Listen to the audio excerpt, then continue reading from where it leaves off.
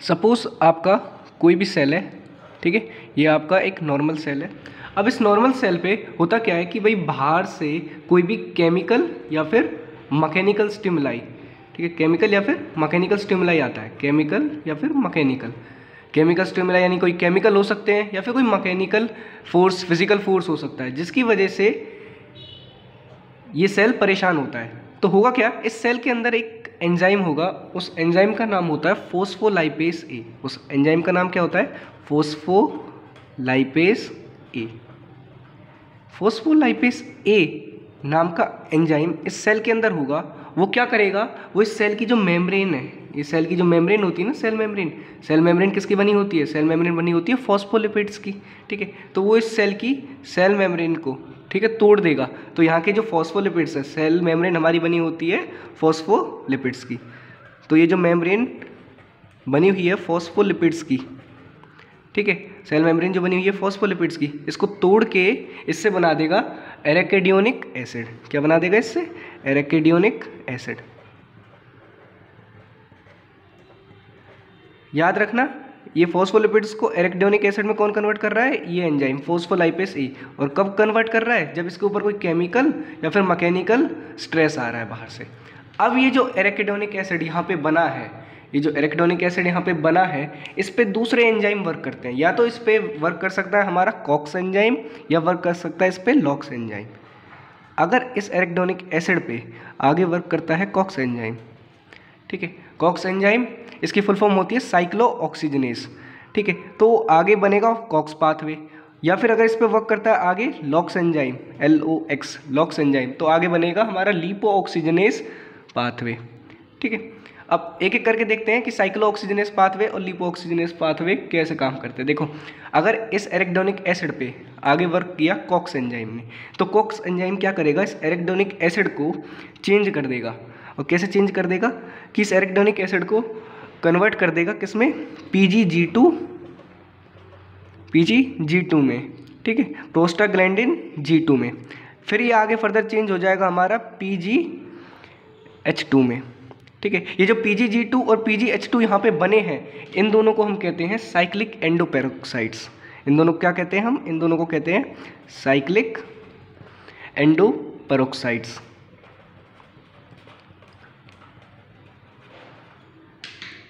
ठीक है, अब आगे क्या होगा इससे आगे ये जो PGH2 हमारे पास यहाँ पे बना है, इस PGH2 पे और फर्दर एंजाइम्स वर्क कर सकते हैं, ठीक है।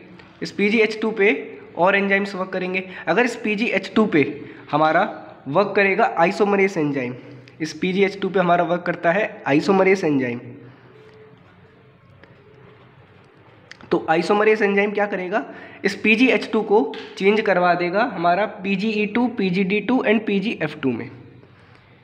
PGE2, PGD2 and PGF2 alpha में, ठीक है, इनमें चेंज करवा देगा। ये हमारे प्रोस्टाग्लैंडिन्स हैं, ठीक है, ये तीनों हमारे क्या है? प्रोस्टाग्लैंडिन्स हैं। अब देखो, ये जो आइसोमरेस एंजाइम है, ये जो फंक्शन होता है कि PGH2 को चेंज कराता है आइसोमरेस एंजाइम, ये फंक्शन हमारा हर टिश्यूज़ में हो सकता है, ऑल टिश्यूज़ में हो सकता है ये काम तो हमारा, ठीक है, सारे टिश्यूज़ में हो सकता है ये काम हमारा।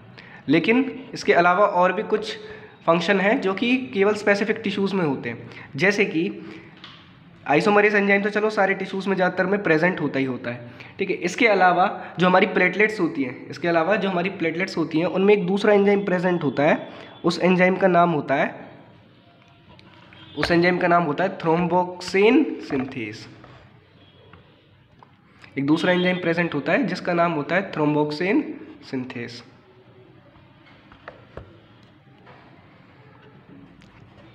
Thromboxane synthase.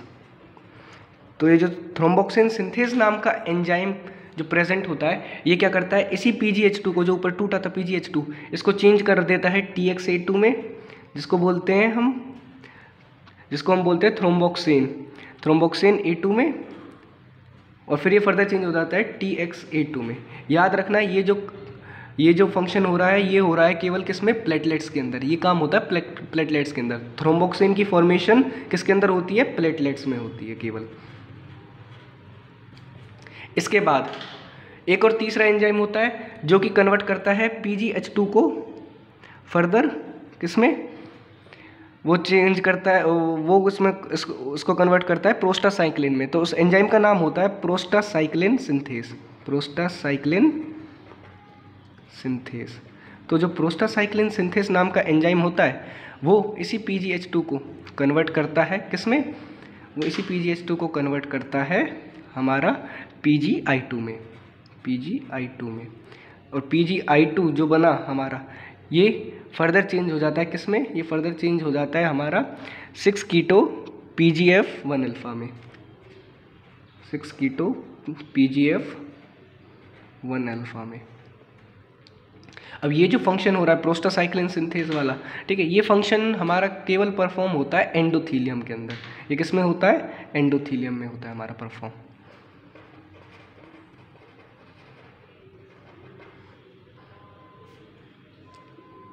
तो ये थी बात हमारी कॉक्स पाथवे के बारे में पूरा। आप चाहें तो उसका स्क्रीनशॉट ले सकते हैं कि PgH2 को फर्दर चेंज करता है आइसोमरेज इसमें प्रोस्टाग्लैंडिन्स में, और थ्रोम्बोक्सिन सिंथेस चेंज करता है इसमें थ्रोम्बोक्सिन्स में, और प्रोस्टासाइक्लिन सिंथेस चेंज करता है प्रोस्टासाइक्लिन्स में।